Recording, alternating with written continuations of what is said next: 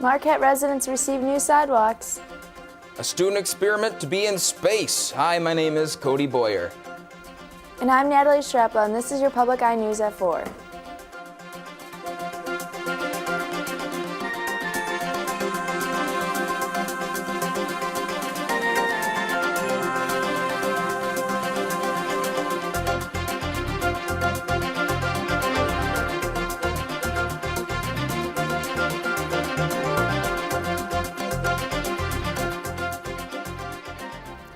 In South Marquette, residents are finally receiving a safer walking route to Bothwell Middle School. After almost a year of waiting for an approval from Michigan Department of Transportation, this past Tuesday the grant was approved. The plan for the new sidewalks will be constructed on Alamont and Mesnard Streets. The sidewalks will run through the south side of Mesnard Street between Tierney and Alamont Streets. Then from there they will run north along the west side of Alamont to Fisher Street. Most of the funding will come from the Michigan Department of Transportation. And a 28-year-old Calumet man went missing from the Houghton County area. He was last seen on Tuesday around 1:20 p.m. Jeremy Walter Nordstrom was a minimum security inmate who was unarmed. Nordstrom is 6'2" and weighs 178 pounds with blonde hair and blue eyes. He was serving a probation violation for burglary and allowed a person to drive in violation of a motor vehicle. Houghton County Sheriff Department is looking for him and asks if anyone has seen him to call the number listed on the screen. Two Detroit area high school students have won an international science competition ad and will have their experiment performed in space. Dorothy Chen and Sarah Ma were being announced as the winners Thursday in Washington, D.C. The 16-year-olds from Troy High, Michigan, will have their experiments conducted by astronauts 250 miles above Earth's surface aboard the International Space Station. They want to send bacteria to the space station to see if introducing different nutrients and compounds can block their growth in the hopes of providing new tools to fight germs on Earth. And 3 orphan grizzly bear cubs that came to the Detroit Zoo from Alaska in December have made their zoo debut. Mike, Thor, and Boo spend the winter hibernating just as if they were in the wild. Today, the 14-year-old brothers met their public and explored their new habitat. The 3 were orphaned in October and captured by the Alaska Department of Fish and Game after their mother was shot and killed by a poacher. Alaska wildlife officials contacted the Detroit Zoo and determined that cubs couldn't survive the winter on their own. A western Wisconsin man has been sentenced to 3 years of probation for starving his barn animals while living in the barn with them. Terry Smithy has pleaded guilty for animal mistreatment in Jackson County Circuit Court. Smithy and his wife lived in the barn with around 70 animals, many who were disregarded. There was no indoor plumbing in the barn, however there was a bed, satellite TV, and a computer. Smithy will appear in court next month. In Oshkosh, Wisconsin, the Department of Natural Resources is looking for some good people to volunteer to protect the sturgeon. Sturgeon will make their way through Lake Winnebago in the middle of April, and DNR are looking for people to protect them, from fishermen who spear them and net them. The fish is a prehistoric fish, and DNR will do anything to protect it. The volunteer shifts will not be easy, dealing with rough weather and sometimes 12-hour shifts. People can visit the DNR's website under Sturgeon Guard if they are interested in volunteering. And after the break, we'll have your national and international news. Stay tuned. Next time on the PBS Arts Fall Festival. From the Rock and Roll Hall of Fame, it's the Women Who Rock. With Cyndi Lauper, Bonnie Raitt, Chrissie Hynde, and many more. Next time on the PBS Arts Fall Festival, Women Who Rock. Friday evening at 9 on Public TV 13. And welcome back. A fire has broken out at a chemical plant along the Mississippi River in Louisiana. State Police Trooper Russell Graham says the officials had reports that vinyl chloride was released this morning into the blaze, but it was unclear how much of the flammable and highly toxic chemical may have escaped. The few people who live in the immediate area were told to close windows and doors and turn off air conditioning units. The plant is owned by Houston-based Westlake Chemical Corporation in Gizmar, just south of Baton Rouge. And Mitt Romney is starting to get more support from the Republican establishment, after a huge win in Illinois. But his campaign had to go on the defensive yesterday after a mistake from an advisor. Susan McGinnis has the latest from Washington. Just as Republicans begin to coalesce around GOP frontrunner Mitt Romney, he's forced to defend himself after a campaign stop in Maryland. It's an honor to be here with One of you his and, advisors, talking about the general election, compared the fall campaign to an Etch-a-Sketch, saying you can shake it up and start all over again. Romney says his positions won't change. I'm running as a conservative Republican. I was a conservative Republican governor. I'll be running as a conservative Republican nominee, or excuse me, at that point, hopefully, nominee for president. The policies and positions are the same. At campaign stops throughout Louisiana, Rick Santorum pounced on the gaffe. Well, that should be comforting to all you who are voting in this primary, that whoever you're going to vote for is going to be a completely new candidate. The Etch-a-Sketch comment comes as Romney gains more support. Former Florida Governor Jeb Bush endorsed him and said it's time for the GOP to unite. President Obama is focusing more on his re-election and is defending his energy policy in 3 battleground states. While campaigning in Pineville, Louisiana, Newt Gingrich said the president is depending too much on foreign countries to lower gas prices. If you want increased oil production, wouldn't it be a lot better to have it in Louisiana, where it created Louisiana jobs?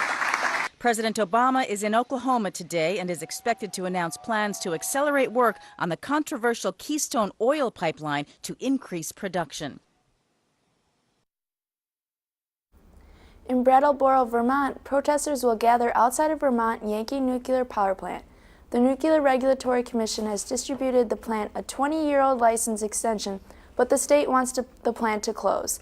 This Thursday is the first day of the plant's operation after the 40-year operating license expired on Wednesday. The protesters plan to trespass on the property Thursday. The company respects the people's rights, however, they will not be preoccupied from their work. An Islamic extremist accused of killing 7 people in France is dead after a fierce gun battle with police. CBS Tina Cruz reports from London. French commandos stood down after a deadly 32-hour standoff in Toulouse. The siege ended with gunfire and explosions at the apartment of suspected killer Mohamed Merah. The 23-year-old was hiding in the bathroom when police stormed his home. Prosecutors say Merah had several guns and opened fire on police. Officers shot back, hitting him in the head as he threw himself out the window. Police negotiators say in the hours before his death, Merah admitted to killing a teacher and 3 students at a Jewish school this week and murdering 3 French soldiers earlier this month. Detectives say Merah filmed the killings and was proud of them. Merah, seen in this amateur video, claimed to have links to al-Qaeda. He called the attacks payback for the killing of Palestinian children and the French military's involvement in Afghanistan. President Nicolas Sarkozy says an investigation is underway to see if Merah had any accomplices. Merah said he had traveled to Afghanistan and Pakistan for terrorist training. Officers wanted to take him alive, but the extremist promised he would die fighting. Tina Kraus, CBS News. 2 Southern California men have pleaded guilty to indecent exposure in Dominica following their arrest during a stop on a gay cruise of the Caribbean. The men entered pleas on the eastern Caribbean island where sex between 2 men is illegal. They were arrested on suspicion of indecent exposure and the local equivalent of sodomy. Police said they had been seen having sex in plain sight of people on land. They were fined nearly $900 and are expected to be released Thursday. And after the break, we will have your weather and your sports. Stay tuned.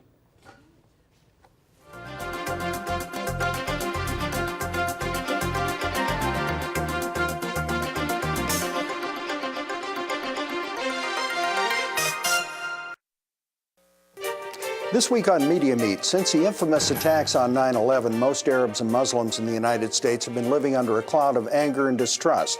Many have become victims of abuse. I'm Bill Hart. We'll discuss such discrimination and related matters with Brooklyn College professor and author Mustafa Bayoumi, NMU Associate Professor of History Keith Kendall, and Marquette Arab American resident Moe Moafi. Arabs and Muslims in America, this week on WNMU's Media Meet.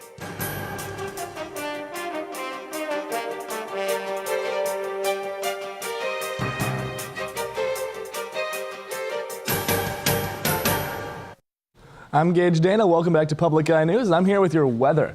Currently outside in the Northern Michigan University campus, it's a little bit rainy, but hopefully that'll clear up within the next few days. Taking a look at your current conditions, it's rainy with a temperature of 52, winds coming from the southwest at 4 miles an hour, and a barometric pressure of 30.19 and holding steady. Tonight, expect some showers, low down to 50, winds coming from the east-northeast at 7 miles an hour. And tonight, showers, temperature, tomorrow. Showers, a high of 57, winds coming out of the east at 13 miles an hour. Taking a look around the rest of the Upper Peninsula, it is 55 in Sault Ste. Marie, 55 in Manistee and Escanaba, 57 down in Menominee, 56 in Iron Mountain, 58 in Iron River, 54 up in Houghton, and 52 back here in Marquette. Taking a look at your extended forecast, on Saturday we're going to have a high of 56, low of 45, and some showers. On Sunday we're going to see the last of those showers with a high of 50, a low of 38, and partly cloudy. And on Monday expect a high of 45, low down to 37, and some sun. It's getting brighter in the future, but how about those Red Wings for the moment? Yeah, not getting quite so bright for them. It's starting to dim out. Going to the Detroit Red Wings, suffered another loss last night against the New York Rangers as they came out of an overtime game 2-1. Ranger Ryan Callahan ended overtime quickly with a goal 2 minutes and 42 seconds into overtime, sending the Red Wings into a 6-game losing streak. Detroit played without many of their star players, including defenseman Nicholas Lidstrom for his ankle, forwards Darren Helm for a lower body injury and the Mule for a back injury, and both of their goalies, Joey McDonald with a back injury and Jimmy Howard with a groin injury. As the Wings prepare to host Carolina this Saturday, the lineup might be reinforced with the return of these players. And controversial news once again strikes the NFL after the New York Jets picked up ex-Broncos quarterback Tim Tebow. After enduring through a process and the promising of a $2.53 million of advanced salary, the Jets managed to pull off the ex-Florida Gators quote-unquote hero Tebow will be playing second-string quarterback for the team under lead quarterback Mark Sanchez, which started another controversy with the already decided second quarterback Drew Stanton. Stanton asked to be traded or released after the Jets received Tebow, who, according to ESPN, is said to be unhappy after he was promised the number 2 job and turned down other opportunities with other teams. Jets general manager Mike Tannenbaum says he hopes that Tebow makes the Jets, quote, a diverse, more dynamic offense that's going to make it more difficult for opposing teams to defend. And finally, moving over to MLB news, Atlanta Braves third baseman Chipper Jones has announced that he will retire at the end of the 2012 season. Jones spent his entire 18-year career with the team, and despite other announcements of retirement in the past that went unanswered, the baseball player says that this time he means it. Bobby Cox, former Braves manager, said Jones was his first hope to go into the Hall of Fame on his ballot. Chipper Jones told press reporters and staff that he most likely will be working as a hitting instructor after his retirement, but will keep playing strong until he leaves the Braves. So I hear you have a pretty interesting kicker, something to do with burlesque? Yes, and matter of fact, we have a wannabe pinup girl. While she might look like something out of the 1950s, Ackley is a 30-something mom of 3. She posed for pinup-style pictures to give to her husband. Tampa, Florida photographer Richard Straw was behind the camera. He's an owner of a studio and magazine called Pinup America. This weekend, they're hosting the American Pinup Burlesque Fest in Tampa. He says the slightly risque poses give women the opportunity to see themselves as beautiful. What do you think about that? It's a good thing. I think it's a great form of art, and good for her. More power to her. Yeah, with a mom of 3, that's awesome. Yeah, we need more images like that in society. And that is everything for your Public Eye News today. Join us next time.